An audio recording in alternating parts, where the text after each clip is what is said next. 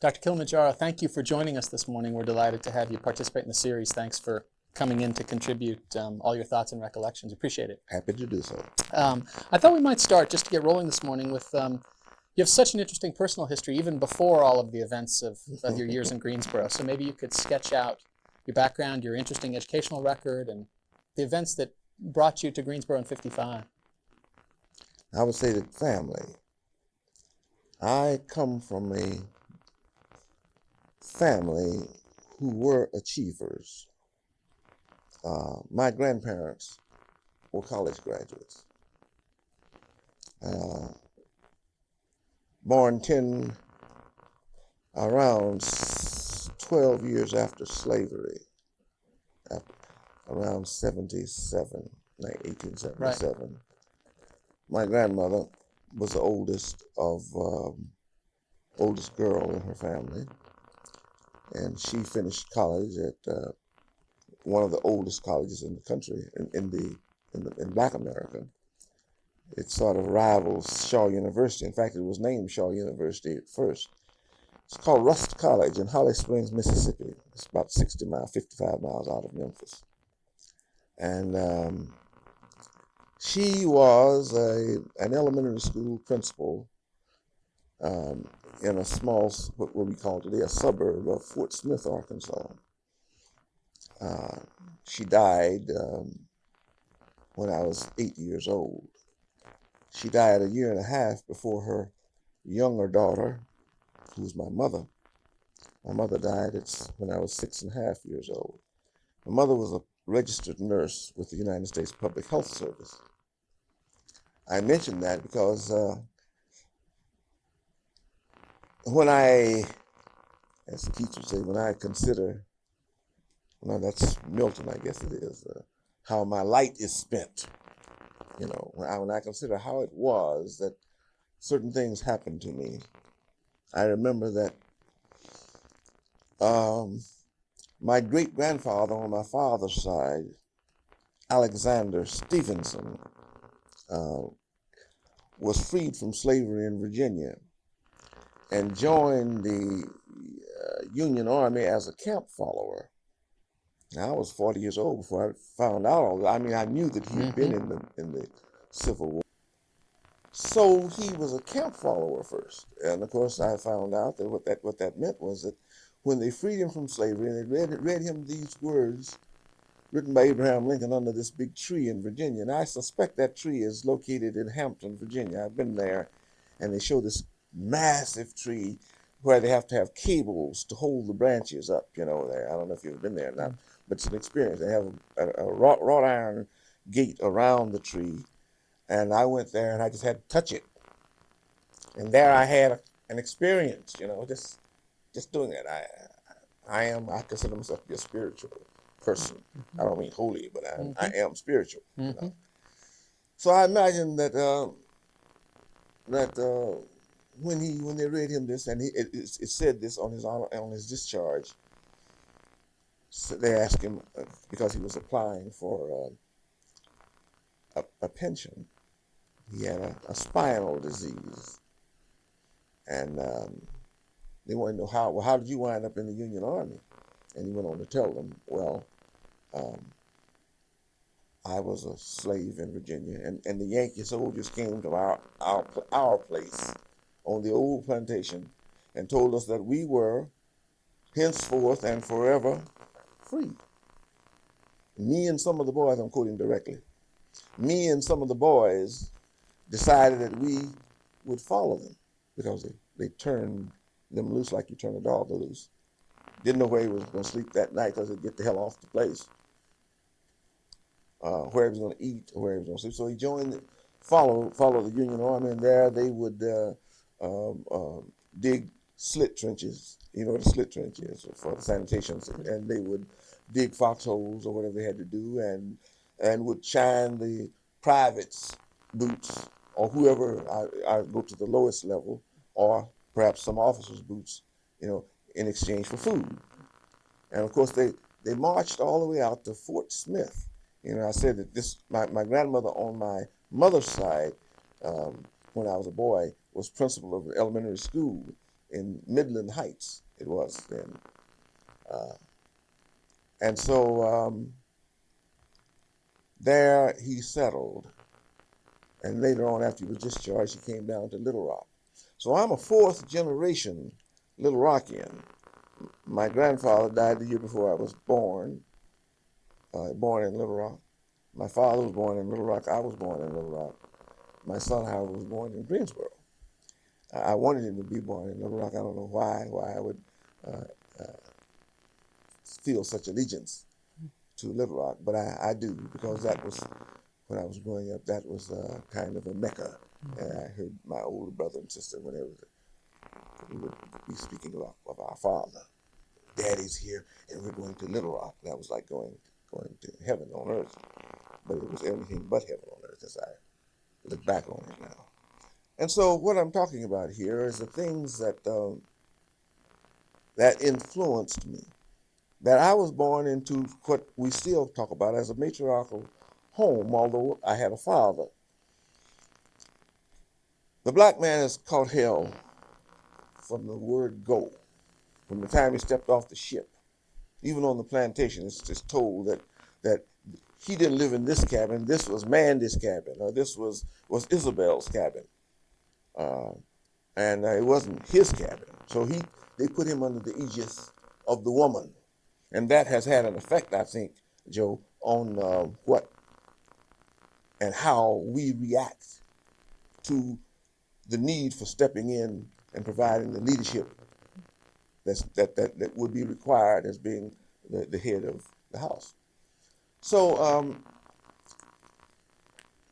my grandmother, Mary Robinson, was her maiden name, had gone to Rush College, and many years after she graduated.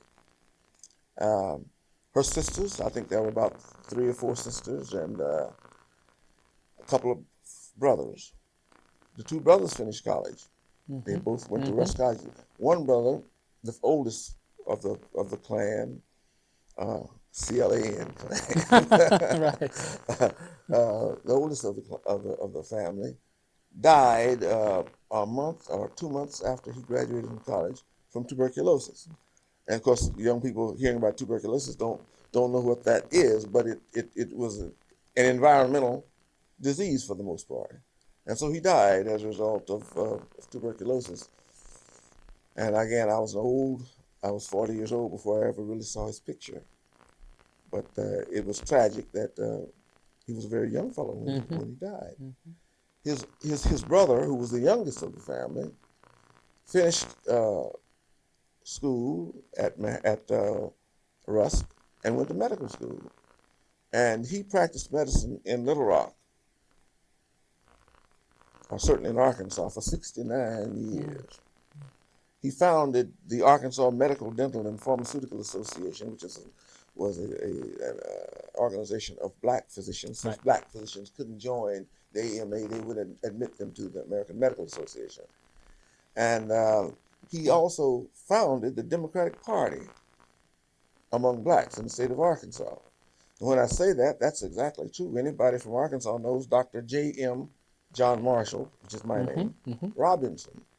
And he did this in around 1936, after the second, or just before the second term of Franklin D. Roosevelt, which was significant. A professor of mine wrote a doctoral dissertation on the changed political thought of the American Negro. This was a college professor of mine at Arkansas A&M College in Pine Bluff. And what his basic thrust was that before that time, blacks always adhered to the Republican Party, much as Southern whites adhere to the Republican Party now.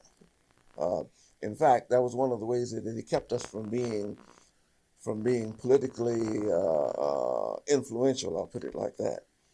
That they didn't mind us voting for Republicans in national elections because it meant nothing for us to vote for Republicans in local and state elections, because being elected in the Democratic primary was tantamount to being elected generally. So once the primary was over, the election was over.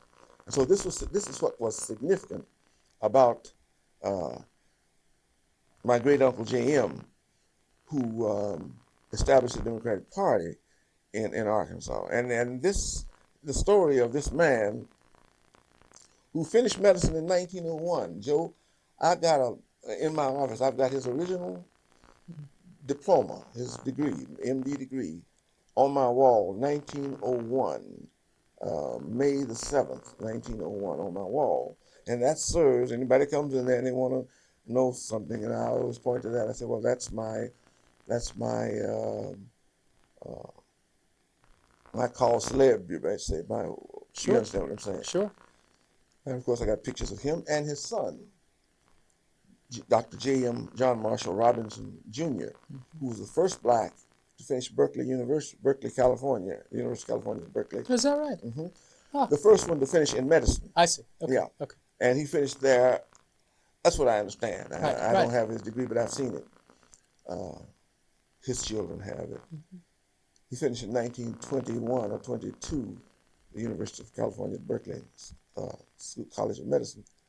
And my mother finished nurse training under my great uncle. He founded 3 hospitals in Little Rock. And the names of those hospitals were the United Friends Hospital, where I was born and where my mother was chief nurse, and Bush Memorial Hospital, and then the University Hospital. The university was called, it's still there, but it's, of course, much greater, much finer than it was back then. And what she was doing there, she was the head nurse on, quote, the colored ward, because everything was strictly segregated as it was. Okay. Now then, my grandmother had sisters, and they all went to college. They had an agreement. I had one great aunt, who took me in, as all of them did. Instantly, I was grown before I ever lived one place 3 years in succession. Right. What I want to say about these people, I'm talking about the caliber, the quality, the ethos, if you will, of a family. Aunt Ohm, her mother named her, didn't name her Ohm. They called her Oman. That's slave jargon for a woman, because even as a little child, she took on the mannerisms and the accoutrements of a grown woman. So Oman was woman in slave talk. They leave the W off and it became that. So we all grew up with Aunt Om. I cut it short for that. Sure. Well, she was telling, she used to, and I would be sitting on her chair on the learning stool in the kitchen as a boy, after my mother and grandmother had died. And she would tell me about my ancestors. Strangest thing, Aunt Om and my grandmother were mixed-blooded people. My father's people were African and Indian, Cherokee. I didn't tell you this former Buffalo soldier married, and Fort Smith is located right on the Oklahoma line. Yep. And he married a Cherokee woman. And her name was Easter. I thought they were calling her Easter, like the holiday. What her name is, we would spell it, I guess, Easta. That's the way he spelled it on the record, in his Army records. So I'm saying, however, how funny things happened, that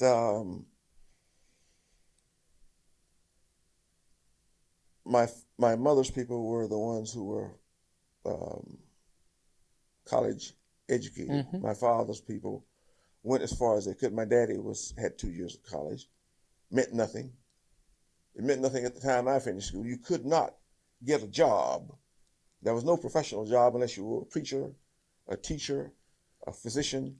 And I can remember as a little boy, I guess I couldn't have been more than 3 or 4 years old, man telling me in my uncle's office, asked me what I wanted to be, and I said I wanted to be a doctor.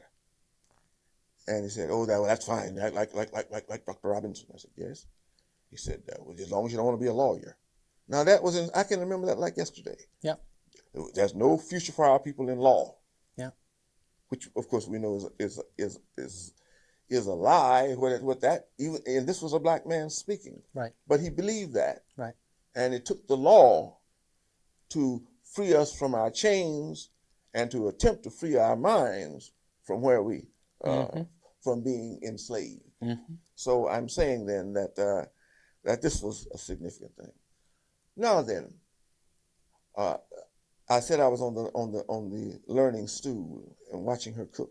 And you know the peculiar thing is that I spent most of my days uh, in the home watching in the kitchen, listening to her and other relatives talk and so forth. But I can't cook to this day. I mean, I can fry eggs and and stuff like that. But I don't know. I wouldn't know how to start to fix some greens or something like that. And I think that's significant in a way to me. It depends on where your mind is. But I'm the only one in my family who remembers these things that I'm talking with you about. Mm-hmm. Mm-hmm. But she would say that she started teaching at 16 or 17 years old. She got an emergency certificate uh, because she had finished eighth grade, and that they gave her a one teacher school away from home, and she got a place in a slave woman's a woman who had been a slave in her home, and that she would walk across the Mississippi Savannah, I guess is what you call it, weeds as tall as she was, fields growing up, and that when she would come home, she would have a row of ticks around her neck, Oh, right. like a necklace.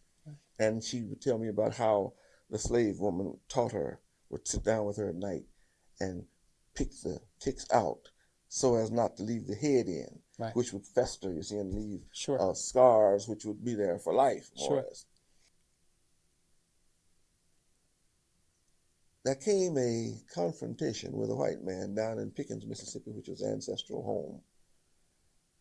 I'd been there when I was a little boy, but everybody had long since died and moved away. Mm-hmm. So, but Aunt used to tell me about how uh, her father had contracted with this white man for him to build a well, a deep well, whatever they call a deep well. I think it's something about 500 feet deep or something, Mm-hmm. you know. Mm-hmm.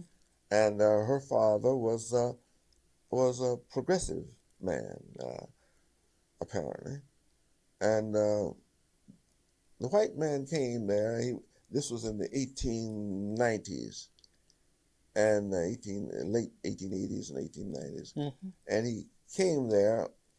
This was that Plessy versus Ferguson era, Sure. when the Supreme Court had said that the white man, uh, the black man had no rights that the white man was bound to respect. They had said that during the era of the black codes, which is before that time. But well, I'm telling you, you're the historian. But anyway, so he had come down on the farm and said that he wanted his money, and her father said, "Well, Mr. So and so, I told you I would give you your money when my cotton and my whatever it was, peanuts or whatever, Mm-hmm. corn, Mm-hmm. came in, but Mm-hmm. mainly cotton. When my cotton, that was the cash crop. When my cotton came in, no, hell no, I want my money now." And he said, "Well, I can't give you the money. I don't have it. I got to wait until you wait about another 30 days, and I'll have your money." So, "No, you're going to give me my money now." And he began to curse and raise sand and say, I'm going to take this farm. And he could do it. He could go into town because times were such that if he made a complaint against an upstart, uppity nigger, that they just come in and wipe him off. And so she had been teaching. And every year, of course, Aunt Om had been teaching. And she'd been putting her money away in this big trunk. And it was $500. This represented couple of years Oh, yeah. for her, you know. Oh, sure. And her greatest ambition was one day I'll be able to go to Russell College, because that was a beacon, that was a lighthouse that Mississippians could look to if they could get to that Methodist college, United Methodist, we call it United now, which is just Methodist Episcopal College then, uh, that they would be able to somehow or another work their way out of strained circumstances. So and Griffin Robinson was a large man, a big man, and it's said that down in Holmes County, I don't know how I remember that county. I've been there one time in my life, but in Holmes County, they said that the city fathers had passed a law that Griffin Robinson, that it was against the law for him to ever hit anybody with his hands. Hmm. So it was tantamount to Use of a deadly weapon. Or that's the something. word. That's the phrase. Yeah, assault with a deadly weapon. They he could slap a mule down. They'd be plowing and mule hard when he should have G'd, and G'd when he should have hard. And he'd come around and talk to him and say, "Mule, didn't you hear what I told you? I said hard. You G'd." And the mule, of course, and this is one of the family stories. I said he hit that mule, and the mule fall to his knees. You know, now that might be exaggerated, but everybody said that's what he could do. Right. And so, of course, the significance is that this man's gonna jump on this free, quasi-free black man, and be like my jumping on Mike Tyson. Right. You know. And so when he did this, Alom said she saw that somebody was going to get hurt, and hurt bad on that day, because Griffin was not disposed to let something like that happen and lose his farm too. So she said she grabbed her skirts up, of course they were wearing them down to the ankles, and grabbed up her skirts and ran into the house and ran to her trunk and threw it open and just pulled things out like Bugs Bunny or somebody would do. And there she found her cash, and she got it. And remember, I'm talking about this as the ugly duckling, who stayed at home and let everybody else go off to school while she worked. And she walked out, and this is the way this was a mannerism that she had. And I walked out there, and I stood out there, and I walked at Papa between him and Mr. So-and-so, and I said to him, I said, "Here, Papa, take this money. I won't go to Rust next year." And so she was put off year after year. Uncle J.M. went off, and he painted houses and things in northern Mississippi and Tennessee, and got into Meharry Medical College there in Nashville, and managed to make 3 years when the money ran out. And all the time she's sending him maybe $10 a month, you know, or something like that, and others money. But each time they all forgot about her. They didn't forget about her, but they had their own, as family members will do. And she. Let me ask this, if I could.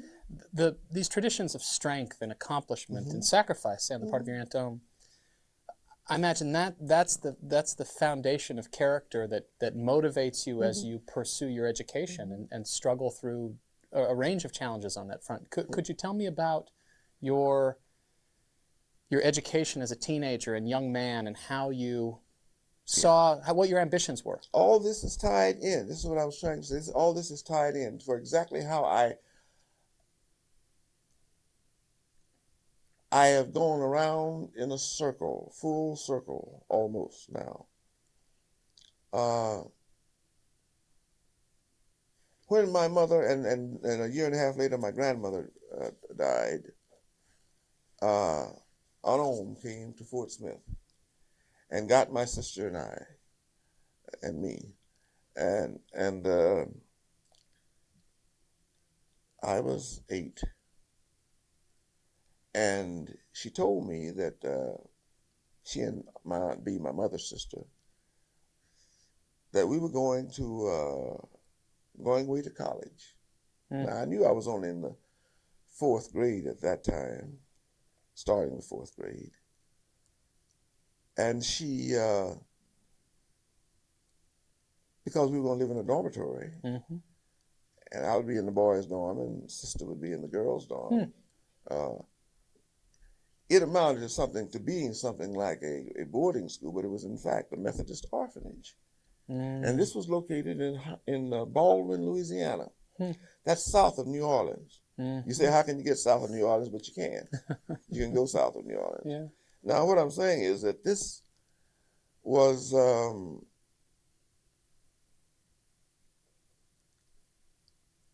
a place where we were for 2 years. We came home at Christmas time, and we came home in the summer for 3 months between Holly Springs and Little Rock, which is where my daddy stayed. They didn't want us on the streets of Little Rock. I had spent the previous year with my father, and there I learned what they called it then a seabird. You call them a jukebox now. We lived across the street from three, we call them cafes now, but we honky tonks, three joints. Yep. And there I learned to be awake, to be up at 11 o'clock at night. Sitting on the porch watching the comings and goings of people who work during the day, drunks and crap shooters and women of the evening and this sort of thing. And so I learned what it meant to be in the street and learned what it meant to be worried about the rent. Because with my mother's people, I never heard a word about the rent being due or we don't have any food. With my mother's people, I never knew what it was to have a hungry day. But with my father and his sister, who was a washerwoman, even though she'd had 2 years of college there in Little Rock, as I said before, unless you were professional, you got to the professional level, you had to be the porter, you had to be the scrub woman or whatever it was, you see. Right. And I can remember my Aunt Ruth. You could hear her coming a half a block away with a tub under her arm. The artistic image that you would have of the old Negro one, she didn't carry it on her head or anything. She'd be too proud for that, but she carried it in her arms. Mm-hmm. And she'd walk a block and put it down and walk. And she washed for the hospital there in Little Rock. Now, what I'm saying is that I got a combination of rearing. My grandmother always called it, she came to help my mother rear us, a combination of rearing and raising. So I learned about the street. I learned about having compassion. I lived in a shotgun house in Little Rock. 3 rooms and toilet on the back porch. And one of my earliest memories of Aunt Ruth was being awakened early in the morning by a noise.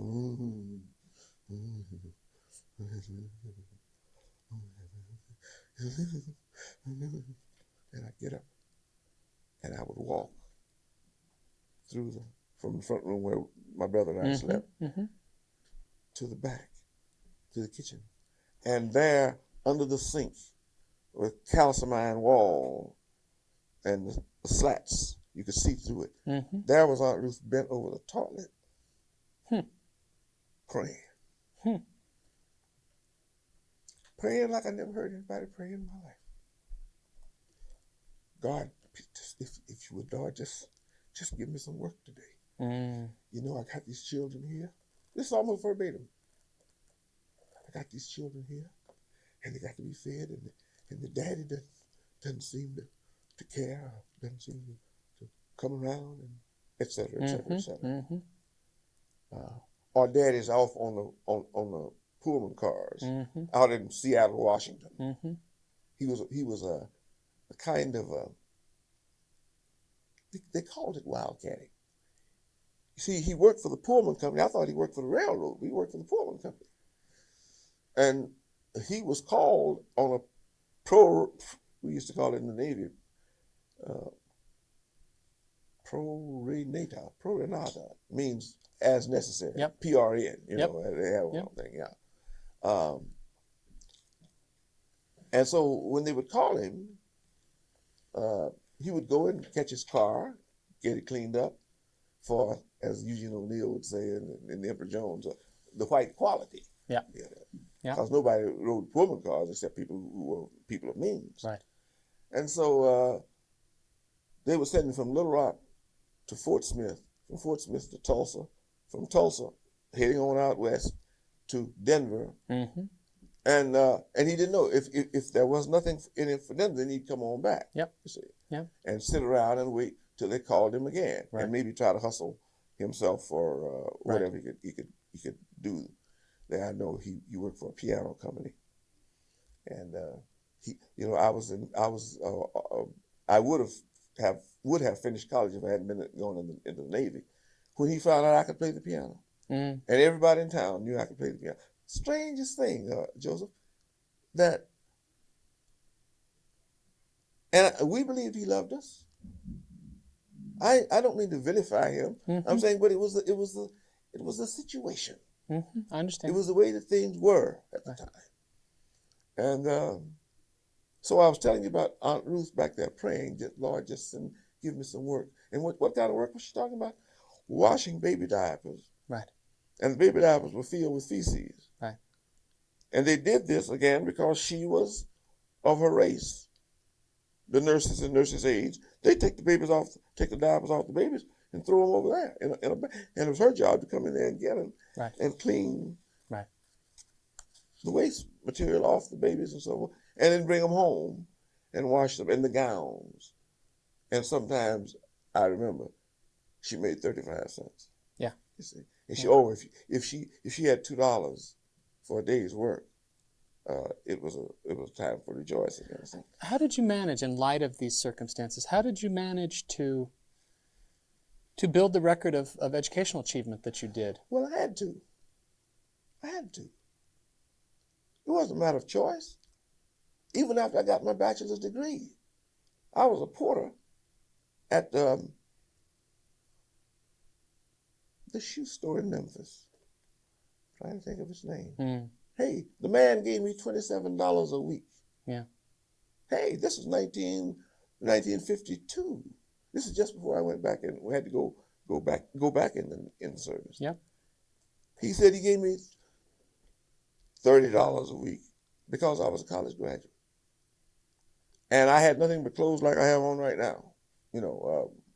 I wasn't on the farm. I wasn't sweeping the streets. I had never worked, quote, for white people. My people kept me from doing that. Mm-hmm. And as I told you, I went to college at 15. Mm-hmm. I mean, from 12 years of school. Mm-hmm. The thing that,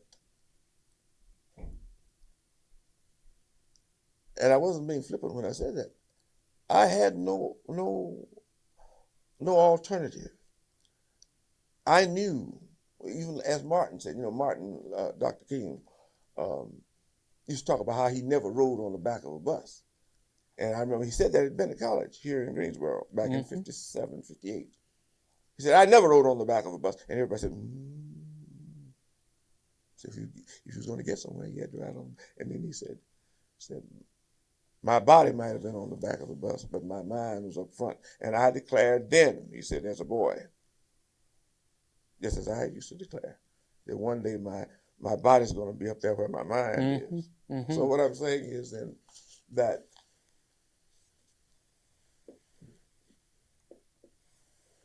if my daddy could go to college for 2 years, and his daddy, he used to have a great big diploma on the wall of his daddy, Edward Alexander Stevenson, who wrote Spencerian writing, Mm-hmm. And I used to see his letters. I don't know why. Well, things happened and fires and so forth, and these things got murdered. But he wrote a beautiful hand. But he had a big diploma from the Little Rock public schools, and my daddy had this. And my daddy was a veteran of World War II, World War One, I mean. And so when you say, where do you get the old white woman who ran the orphanage, who was superintendent at the orphanage at Sacred Mound Home in Baldwin, used to always talk about the gumption. I know where she got. Where did you get the gumption to know that this is what you'd better do this, or this may happen to you? So this is what we determined to do. And I guess the essence of what I'm telling in all this long tale is that generally people learn what they do, and hopefully they do what they learn. I just happened to coin that little expression just now, but I was taught that. And how can you sit around and listen to everybody that you come across who is taking their money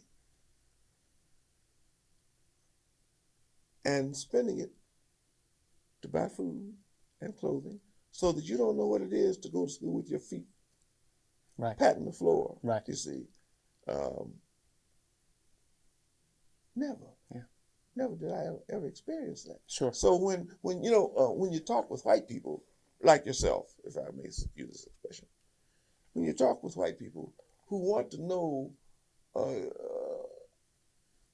your history, or there's a slave, a slave song.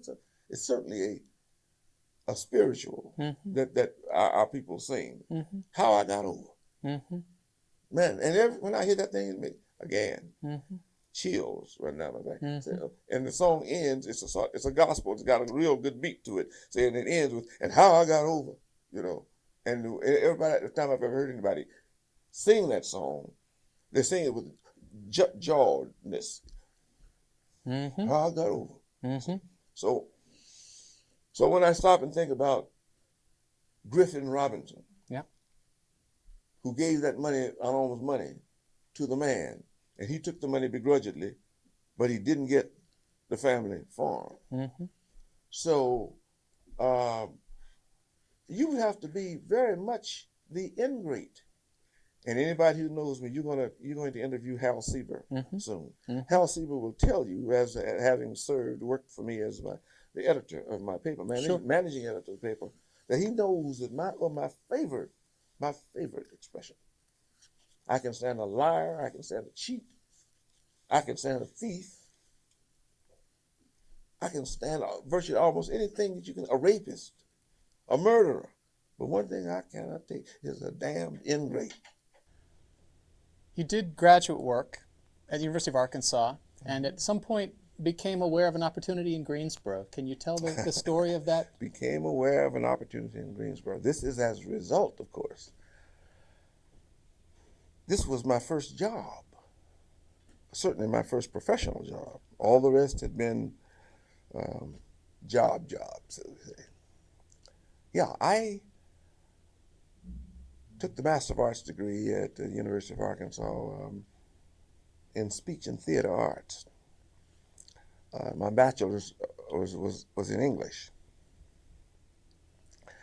I wrote to 26 colleges and universities, historically black. And that number is significant because virtually almost all of them were state colleges. And my reason for doing that, Joe, was that in my college days I had considerable upheaval. I was forced to move off my college campus. The last 6 or 7 weeks of my period there, I was taken before the discipline committee. Dean tried his best, his damnedest, to get me expelled, suspended. Was I assaulting anybody? No. Was I stealing? Was I cheating? No. Was I was I doing any of the things that you might think would cause someone to get expelled? No. The reason for that is you notice this yarmulke on my head is that I happen to be Jewish. Uh, I've been Jewish since '48. I'm a reconvert. I like to say when people ask me, particularly Jews ask me, "Are you a convert?" And I say, "Well, I'm a reconvert because I believe again that my ancestors were Hebrews." Um,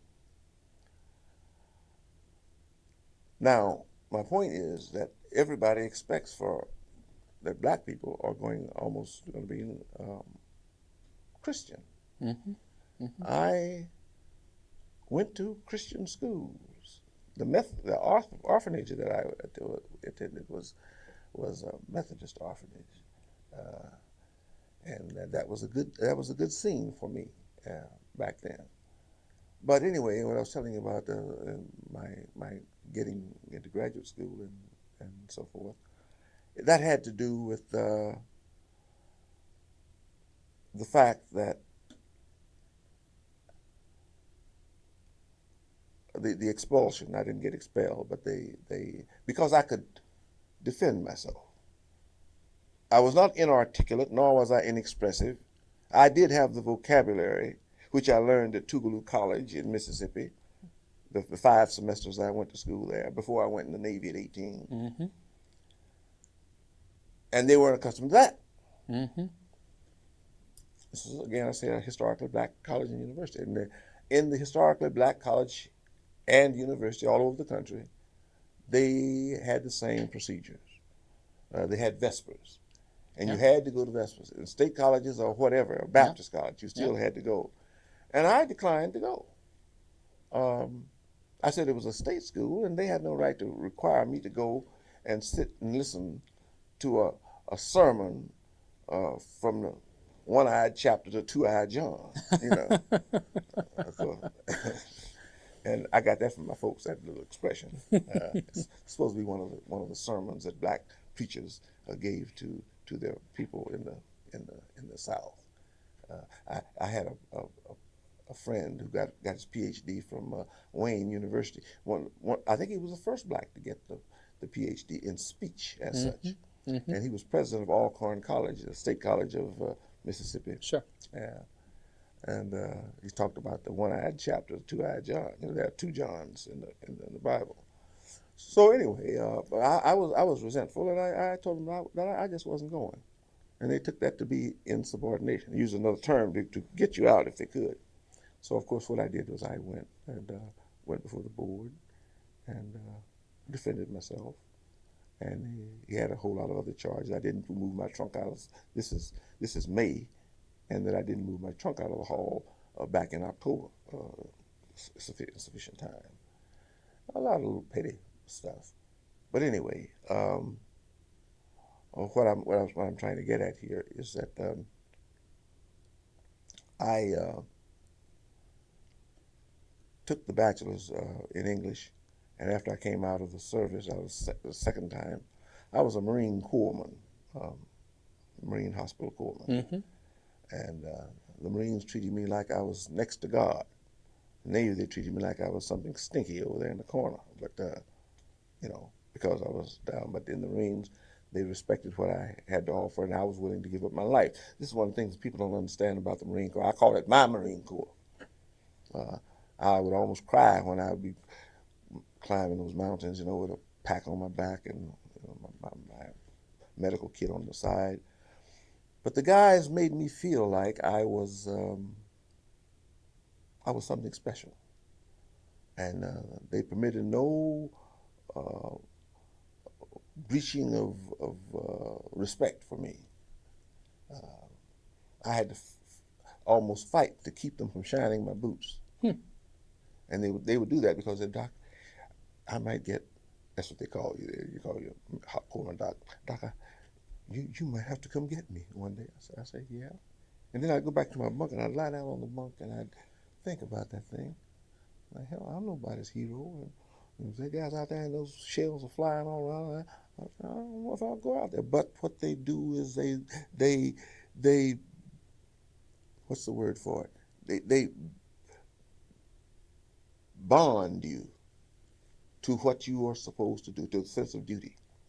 And so what I'm saying then is that as a result of that, I I developed a great pride and a feeling that when I was called upon, that I could do it. Mm-hmm. And they really showing you those old Sands of Iwo Jima movies and so forth, you know, in the Mm-hmm. Marine Corps and Mm-hmm. so forth, and then showing you the Victory at Sea was one of the shows that they would show you. I forgot what they call it, but it would be on tape on those machines. Sure. We didn't have a thing like we have now. But anyway, uh, it forced me to for the first time in my life to change over. The second time was when King came to Bennett College and changed me from being a violent person. I am a violent person. I'll fight. I used to fight at the drop of a hat, you know, and curse. Ooh, I got a PhD in. So when I say curse, I'm talking about using profanity. You know, oh yes. So that was, of course, to keep people off, you know, off me, Sure. so to speak.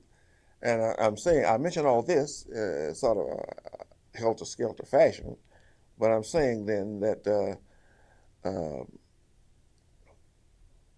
when I defended myself about church and state, you see that again, I didn't know it at the time, but that was building a foundation for what I feel today about what our rights are. When people begin to talk about we've taken God out of the schools, out of the public schools. And of course, you read in the Daily News and other papers, who's God and what prayer? You gonna say Hail Mary? I learned the Hail Mary in Catholic school my first 2 years, and the Catholics are absolutely right. If they get that child early, soon enough, he will say, Hail Mary, full of grace, the Lord is with thee. Blessed art thou among women, and blessed is the fruit of thy womb, Jesus, etc., etc. Mm-hmm. Mm-hmm. Mm-hmm. And I always challenge Catholics when I say, let's see whether you're a better Catholic than I am. Yeah. So I ask them, say the Confiteor, say the act of contrition, Right. and so forth and Right. so on. So this made the complex. I guess I am somewhat complex, creature than I am. Mm-hmm. Now, at the University of Arkansas, I always use it as an example of, and the state of Arkansas as an example of leadership. In this case, I'm talking about white leadership. That the professors at the University of Arkansas and certainly one of the governors, at least, of the university, set a code of conduct or a pattern of behavior which people would follow. Um, at the University of Arkansas, then, the president was John Tyler Caldwell. People in North Carolina know that name. Hmm? Mm-hmm. Um, After I left the university and came to North Carolina, um, Dr. Caldwell followed me as chancellor of North Carolina State University. And it was 20 years before we met. Oh, is that right? And I met him over in the engineering building, auditorium. He was there uh, as a guest and made a brief speech. And I came and sat down beside him. And at a pause there, I asked him, I said, he's talking Dr. Kilimanjaro, so and so and so. Yeah, well, my name wasn't Kilimanjaro then. It was Stevenson at Arkansas. And of course, but he knew me. Of the 6 students who were there, he knew me because I was in theater. And one of the peculiar things about being in theater, a discipline like that, is that you can't go off in the corner and do your work. You got to touch and engage in intercommunication with people um, and deal with the ills of society. That's what the theater is about. The drama is about the ills of the problems of man in relation to his fellow man. And that made a big difference in my relationship. I I had promised myself when I went back to school that I would not be, quote, the raggediest person on campus. I wasn't the raggediest, but I should say most ragged, be grammatically correct. But that's what I'm trying to say. Is that so I had bought several suits Mm-hmm. and had my briefcase, and so when I stepped out on the campus, I looked like I used to say it looked like Dean Acheson, Yeah. who was Sure. Secretary of State Sure. at that time, and didn't wear khaki pants, Of course, and very few people did. Maybe undergrads might have done so, but very few people wore khaki pants is now the mode, you see. Uh, and so I'd be walking across campus and I'd meet 4 or 5 white fellows coming, meeting me, and I wouldn't be thinking anything, and they'd, boom, one of them would knock me off the sidewalk.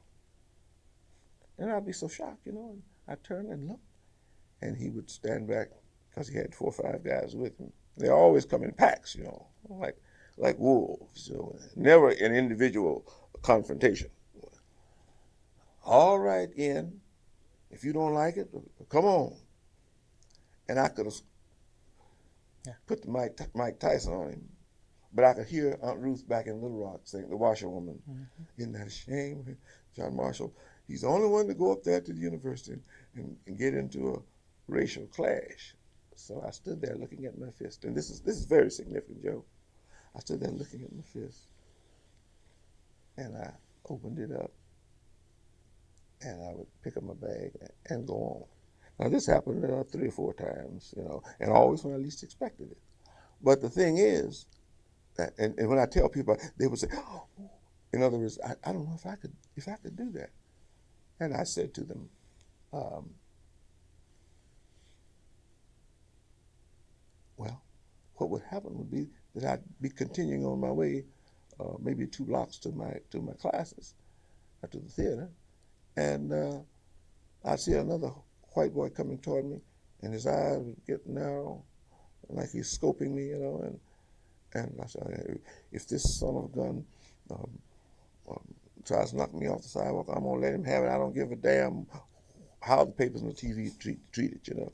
And he comes up to me and he says, John, just like that. Listen, we're having a party, and I want you to be sure and be there. And we'll be looking for you. And he treated me like I was a long lost brother. And he'd go on his way, and then I was standing there with that fist that I had cocked, ready to fight. And I said, well, they aren't all that way. But it was this, and that's why I couldn't stand it for more than a year. It was this and this. One person or one group showing their contempt for me as a black man on the state college campus, and another group opening their, and the girls at the Tri Delta house and the Chi Omega house and the Kappa Kappa Gamma house just loved me, and I'd be walking across campus and it'd be all out the windows, just, hey, Joe. Oh, and the reason for that, of course, is I'm a pianist. And at that time I was playing jazz, and they loved to hear me play, and so they'd have me and the Kappa Alphas, Southern gentlemen, would have me there at their place, and the Pi Kappa Alphas and the Sigma Alpha Epsilons. I knew all of them. But there was always that little element there that was there to make certain that I didn't get too comfortable, you see, and that was significant. Now then, so I completed my work for my Master of Arts degree, and of course I was getting to tell you that I was talking about leadership, is that the professors, if they'd been cold black, they couldn't have been nicer, you see, and I appreciated it. Sure. I never played the role of a servant. I wouldn't do it. But that was stupid, because the drama reflects the society. And as they see it in white society, what does a black person do among them? He might be a policeman, but that's an exception back then, of course. He might be a bus driver, that's an exception. And they're not writing plays about bus drivers and, the supernumerary individual who was just on the roster Mm-hmm. and playing part of a I won't call him a non-entity, but somebody whose character is not really developed and so forth. So the essence of it all was that I have to pay tribute to my university of 45 years ago, um, and that's during the master's period. I told you I wrote to 25 schools. I heard from 24 Hmm. rejection. Hmm. Um, this is very significant for me. If I had to meet God right now and he said, what was your happiest day on earth? The happiest day on earth was the day I got a letter from Dr. Ferdinand D. Bluford, president of North Carolina A&T College, offering me a job because 23 institutions had turned me down. And the peculiar thing is that Dr. Bluford was the first person I wrote to. I didn't know anything about A&T. I'd never been here in Greensboro. I was stationed out at Camp Lejeune, the Marine base down there. But sent me this letter, and I was sitting dejected on girlfriend's couch in Pine Bluff, and she was saying, and she had uh, she was close to her PhD. She did get it, but she was sitting there and she was questioning me. Well, John, did you do anything? Did somebody blackball? No, I don't believe so, because I'd gotten my placement papers, Yep. Yep. and I'd gotten them. I wasn't supposed to get them, but I had somebody to send and get them as though they were going to employ them to see what was wrong. Right. Because my folks couldn't understand. Well, now John Marshall has been off. He's been in the military, been in the Navy, been in the Marine Corps, and he has been to Tougaloo College. He's been to Arkansas A&M. He's been to Tennessee State. He's been to the University of Arkansas. Now he's ready to roll at 25. I was then. And world, here I come. And the world didn't respond. Those were my darkest days. So I got this telegram while I was sitting there. It was about 9 o'clock at night, and I'll never forget the words on the telegram. Um, are you available for employment this term? Just a term now. I said, why are your response collect? Signed F.D. Bluford, the president of North Carolina A&T. And the telegram had come to the president's office, and everybody knew me. There I was back at the college with a Master of Arts degree, and nobody would hire me. And the reason for it, incidentally, is that I had put down for speech and theater. Well, in black schools, very few of them at that time had speech and theater departments. Mm-hmm. And but for Dr. Blue, for some reason, I put down there English. I see. You see. I see. And so what he was talking about was as an English instructor, junior instructor, and I sent the telegram, am available, can leave immediately, await your disposition.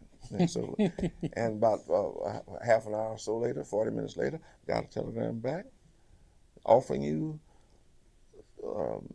a position as instructor of English at $377.77 a month.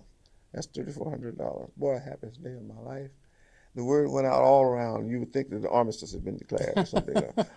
Everybody knew John Stevenson is going to North Carolina, and there were a number of professors at Arkansas A&M who were graduates of A&T. In fact, one notable professor was Alex Haley's daddy. Is that right? Father, yeah.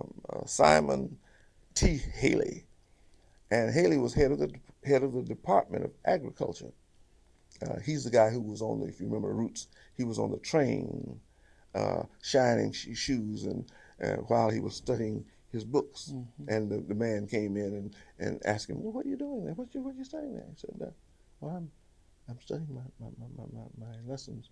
I go to college. And of course, like a lot of white people, Who ever heard of a man shining shoes and making up berths and being subservient, uh, going to college?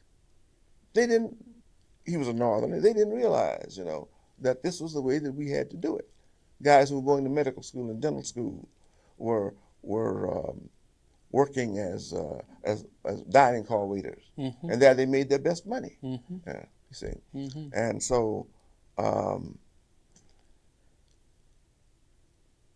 Mr. Haley was one of my professors, and incidentally, the year before I came to the University of Arkansas, uh, another one of his sons, George Haley, had made the most significant contribution to racial progress, I guess you might say. And look how minuscule it was. They had elected him president of his dorm. Well, what his dorm consisted of was some barracks where graduate students lived. And so George Haley, who was a law student there, um, was president of Scott of this hall. I'm trying to think of the name of it, but it doesn't make any difference. And so his daddy had recommended me. I didn't know that because I wasn't thinking about Mr. Haley. He taught me conservation in 1950. That was just after I came out of the Navy the first time, at 19. Mm-hmm. And so when I read about roots, and this is what I had caused me to send off and get the record. See, all these stories that I'm telling you, send off and get my record, the record of my great grandfather. Right.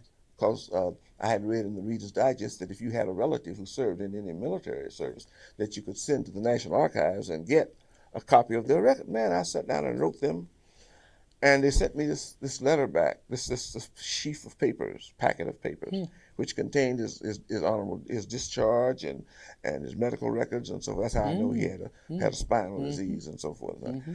And this was 1898. Mm-hmm. Then when he was discharged, or when he applied for it, and he died in 1909. So all these things were coming together on me: the education, the knowing Mr. Haley, and knowing Alex, having met him after he became famous. I knew about him because he'd been in the Navy, and he'd been not a steward's mate, but a journalist, and he was the chief journalist, even though he hadn't finished college at the time. I think he went to Elizabeth City and one other school. But when he came here to lecture, the Coliseum was packed. The Greensboro Auditorium was packed. Mm-hmm. People wanting to hear, and 8 out of 10 of them were white, wanting to hear Alex Haley tell how he came to write Roots. And so I was there. I had the Carolina Peacemaker then, and but they didn't know me because I wasn't noted in the white community. But the white policemen, the black policemen who were there guarding and so forth, knew me, and they saw me standing on the outside, looking on the inside, because it was sponsored by Guilford College. And Guilford College, of course, is the Quaker college here, and you couldn't get in unless you had a special invitation, and I hadn't made the wherewithal. So what I'm trying to say here is that they let me in, and I had a chance to blow his mind and the audience's mind. I guess there were upwards of 2,000 people in the auditorium to hear him lecture on the thing. And when I told him that I had been in the Navy and that I knew about him when I was in the Navy, because he was in a non-traditional role as a chief journalist, and that I knew that I had known his father before I ever knew anything about him, and that his father had been my professor of conservation. Who ever heard somebody taking conservation back in 1950? But we did at Arkansas A&M.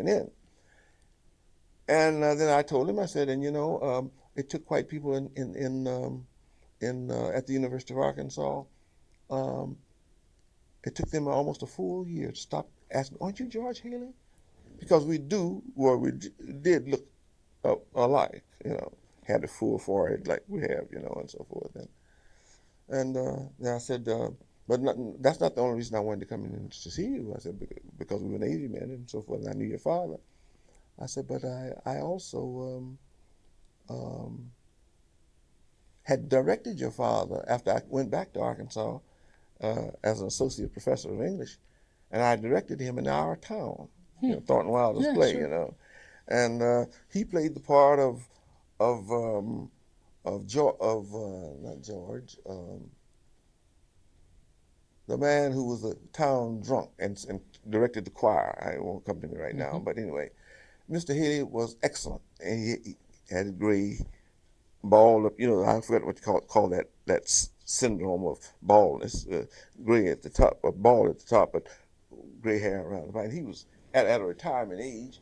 In fact, Mr. Haley had some emotional problems, a kind of we didn't know the term at that time, but Mm. Alzheimer's, a kind Oh, of I see. Alzheimer's, you I see. see. Yeah. But it hadn't affected him.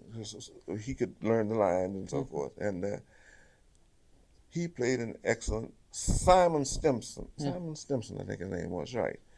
And it was like the role was made for him. And so I was Huh. telling him about this. I said, I've got some pictures you might like to see. His father was dead by that Huh. time. And I showed him. And when I got through telling him all the different ways in which our paths had crossed, that my daddy had been in World War One also, and had been a Pullman porter like his daddy, and so forth and so on. And he said, "Damn," said I thought you were gonna tell me you married my sister." And I said to him, "Hey," and I said, that's interesting. I said, "I did date your sister, once or twice. She was one of the few girls I ever dated who was younger than I was. I Hmm. told you about how young I was when I Mm-hmm. started out. Mm-hmm. Mm-hmm. So anyway, the thing is that never knowing that Mr. Haley would one day be called by Dr. Bluford to ask about me, whether or not I was a person of reasonably good character and so forth. And he called a couple of other professors who I were see. PhDs and so forth, and who had one had gotten what's called, the General Education Board fellowship is. No. Well, back during the 1930s, uh, the Rockefellers established what were called General Education Board fellowships, and they got black teachers, professors in higher education, who showed promise for doing doctoral work. And so Dr. Haley and Mr. Haley and another professor, Dr. Loder, who went to A&T, went to Cornell University and got their PhD. Loder got his PhD in ag economics, and it was his niece, or his foster daughter, that I was dating when I was sitting on this Uh-huh. couch at that time. Uh-huh. These things go round and round in Sure. circles, you They see. do, don't Yeah. they? So anyway, uh, I jumped on this plane and this plane, delusions of grandeur. I jumped on this train and came out here, and my first week I went to see Dr. Bluford, and Dr. Bluford probably should have been retired or maybe 2 years earlier, but as you know, the nation was certainly the South was in a state of flux, and they were not just the whites who control things were not of a mind to bring in people to head up organizations, Mm-hmm. people whose demeanor they weren't familiar with, Mm-hmm. which is why they hadn't hired had Dr. Buford to retire and to bring in a new blood, so to speak. I went in to see Dr. Buford. We sat down and talked, and I learned as I was coming in. You were interested in knowing what did I find about the nature of the community and the nature of North Carolina. Yep. This is significant, what I'm going to say now. Not just personal, but this is significant. Before I left, great uncle John Marshall, who had founded the Medical Society Association in the state of Arkansas, who had founded the Democratic Party in the state of Arkansas, and served as president for 25 years, called me in and talked to me. He was a no nonsense man, very gruff. You couldn't understand what he said half the time. But everybody, almost everybody respected him. said, well, now you're going out to North Carolina now. I don't think he'd ever been out here, but he knew what the hierarchy was in terms of black society and so forth. And the people out there are a lot more sophisticated than they are here in Arkansas. I didn't know that so significantly, but that's true. And he went on to say, don't go out there and be talking about um, the time wasn't then, it wasn't Black Power, but it was substantially that. Stokely Carmichael and Gomillion and the other people hadn't come on the scene. Sure. Then they were still in college and so forth. Stokely Howard and so forth, and the other guys. So he was warning me, don't go out there being radical. And I don't know why they wanted to think I was radical, except that I guess I just He was concerned that principled stands would get you into personal trouble. Exactly, Yep. exactly. Yep. You said it beautifully. So when I came out here, got ready to leave that day, I won't call his name because he's deceased now, but one of these professors that I had, they had about 3 or 4 at A&T, all of them top-notch people, PhD in botany. I hated botany, but the guy was a young fellow, and he's a North Carolinian, an A&T graduate, I said. He's up at Fayetteville now. Marion C. George. And Marion had one arm, I remember. And he said to me, this professor said, well, now you're going out to my school. You're going out there to be with the last of the handkerchief heads. Those are his words. Well, now you see, the last of the handkerchief heads. I knew what he meant. He meant Uncle Tom. In college, a boy had said to me, yeah, you think you're so much because you're Dr. Robinson's great nephew. Said, he is nothing but Uncle Tom. And, oh man, I was ready to, go to war. And I said, then I thought about what someone else said, well, when you find a person who is ignorant, you can't call him ignorant, you say he's innocent. Say he's innocent. He doesn't know. He doesn't know that he founded the Democratic Party at a time when black men were scared to go into a place and vote, and that he founded the Medical, Dental, and Pharmaceutical Association of the state of Arkansas and served as president for 25 years in both of them. But he's not, because, Joseph, this is one of my statements, today's firebrand is tomorrow's Uncle Tom.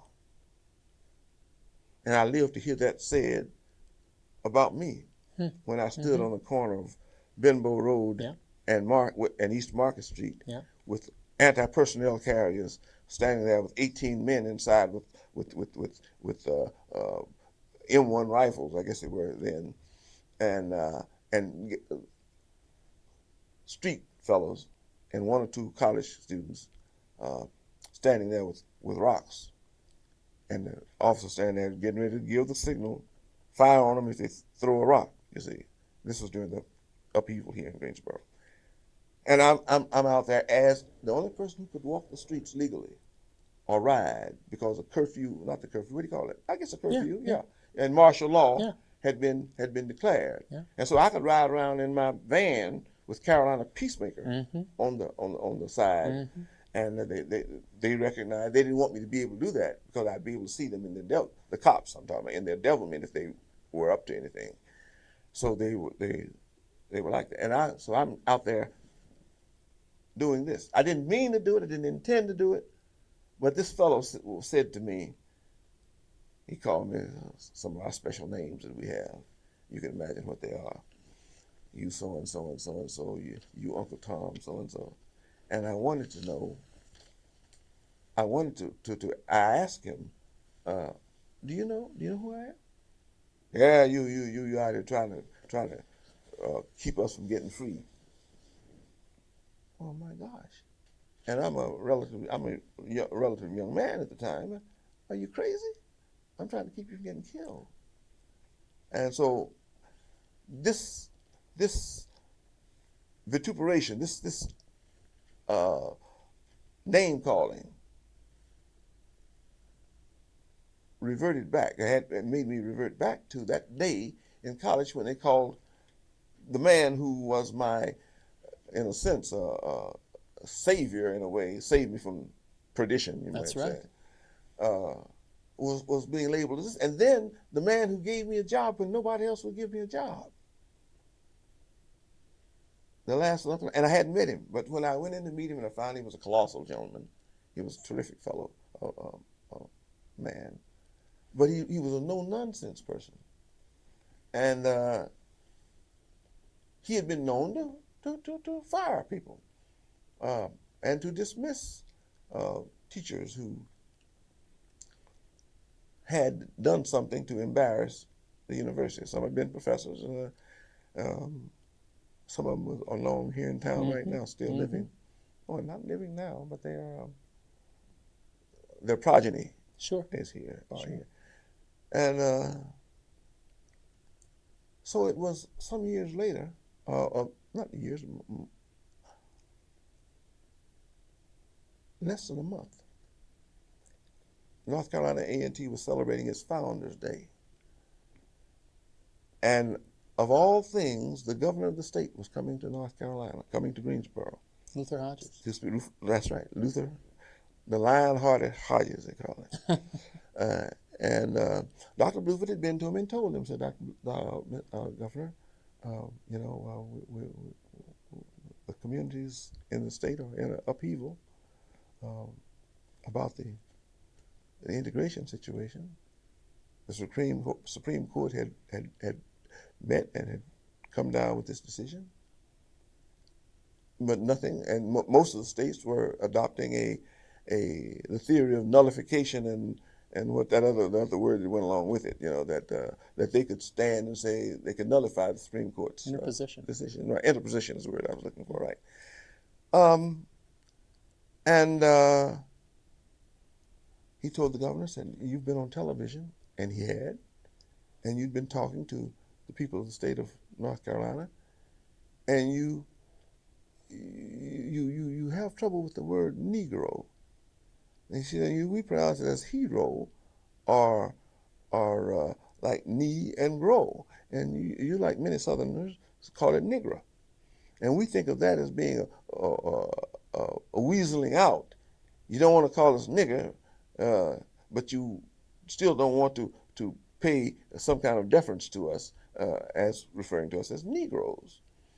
And he says, I would suggest to you that you avoid using the term or that you practice on Negro.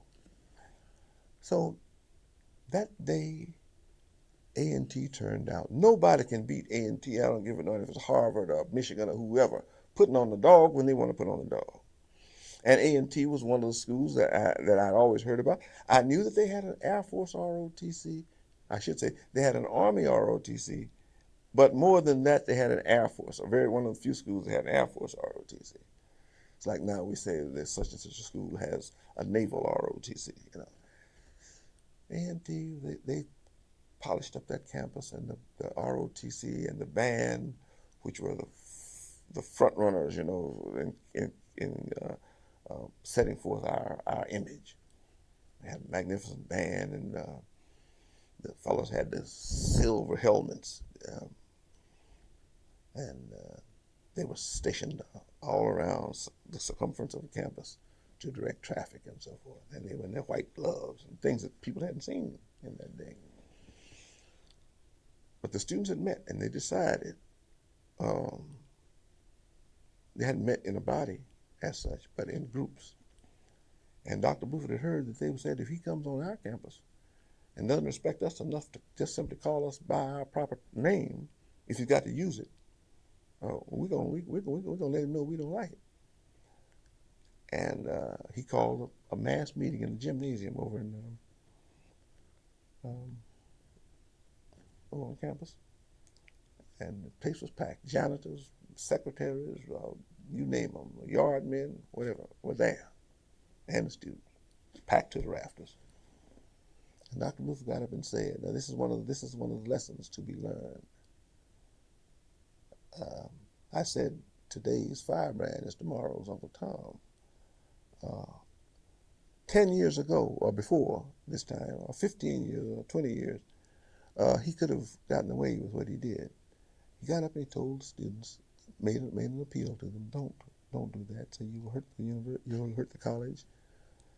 And we're trying to build here. You can see how it's built up now. He said, we're trying to build here. I used to hear my college president, Dr. Lawrence Davis, say that back at Pine Bluff, which is why he didn't intercede for me with the dean saying what he was saying about my not going. I was insubordinate.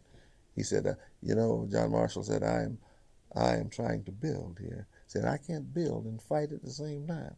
Because they had given us just a grub stick to get the education. In other words, the things that we had to work with and so forth, and then come out and compete in a so-called integrated world. It was a problem that made far a problem. So this was the appeal that Dr. Bluford was giving to the students and the faculty. The faculty were telling them, I don't blame you. I can't say anything because I'll lose my job. And that's always been the word that some people always use, I'll lose my job. And of course, nobody wants to lose his job. But, there comes a time when you have to lay it out there. Whether you're Patrick Henry or Crispus Attucks, you have to lay it out there. And so his appeal was made. And the general attitude was, well, Bluford, he should have been out here a long time ago. He's Uncle Tom. And to me, that word is worse than the N word. That term is. Because, you see, you can't disprove yourself. You can say all the things that, don't you remember I did this for you? Don't you know, I laid down, I did. Yeah, but what have you done for me lately? You see? So the governor came. And I put on my cap and my hood for the first time. Oh, boy. I was ready. I was sharp. But I knew that something was going to come off if you did wrong.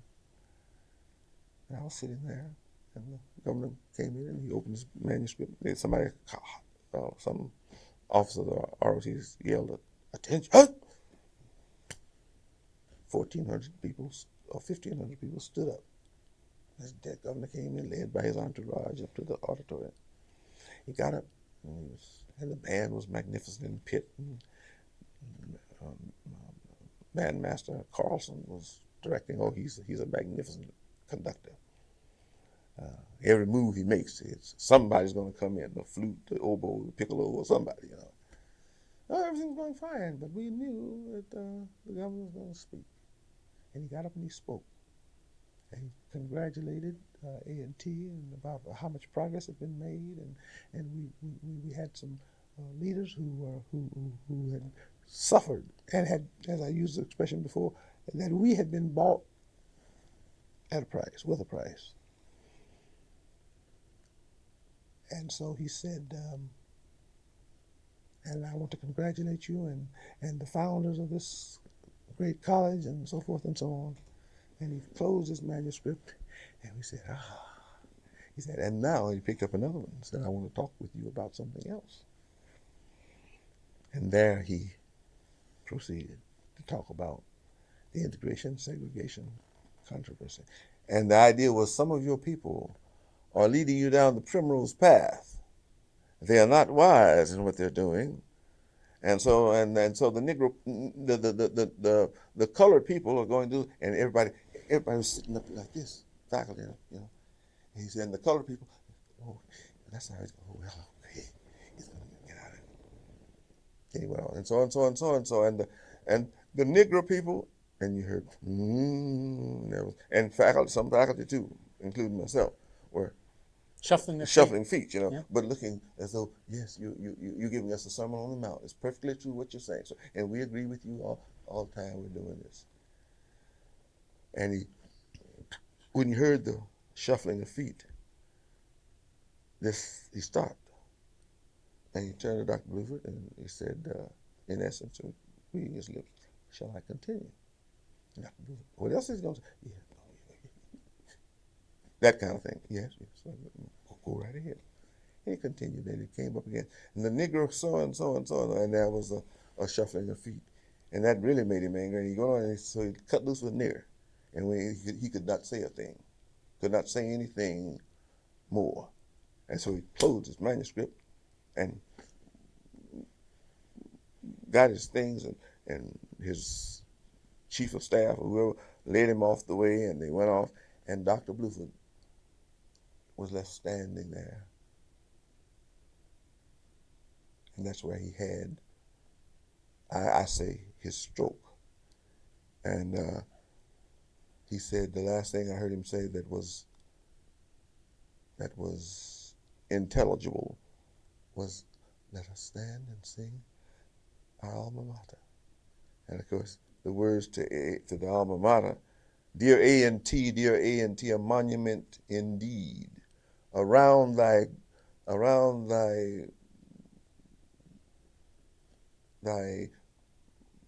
it means campus, around thy place with grateful hearts, uh, thy students kneel," and so forth, and goes on. It said, with joy, dear A&T, thy students turn from thee to cast their trophies year by year from Dare to Cherokee. That's weird, but the band was playing, but there was very little singing. Mm. And the next thing we knew, Dr. Luther was in the hospital by that evening. And he died, and it was one of the things I was trying to tell you. He was sitting in a chair, somewhat like this. Not in bed, but just saying, whenever a nurse or an orderly or somebody would come in, and they say something to him, all he could say was, "And they call me Uncle Tom." And this was the result of 36 years of saying yes, sir, when he wanted to say go to hell. Of bowing and saying, "I'll do my best to do what you want me to do, if you will give me." And I understand at the time he was making about $13,000 a year. You see? So my story here on this is that this is the equivalent, is a story that took place in Jackson, Mississippi, in Pine Bluff, Arkansas, in Langston, Oklahoma, in uh, Huntsville, Alabama, wherever there was a black college or a black high school for that matter, where the superintendent was white and was overlord. This kind of thing had to happen. And so, of course, nowadays we have a tendency to look back and want to attribute to this individual, the black individual, the black leader, the characteristics of being an Uncle Tom, a sellout. And the person who's making the charge is somebody who is hiding under a bed when the controversy takes place, like the night that I told you about confronting the anti-personnel carriers. Sure. So now, but the thing is, one of the things that I want to emphasize here is what you asked me about. What was North Carolina like? Indeed. In Greensboro. In Greensboro, right. Coming into North Carolina from Asheville and riding across and having been an activist in a number of ways, that doesn't mean raising hell as such, but just out there in the fore. I understood the significance when we passed through a place called Old Fort.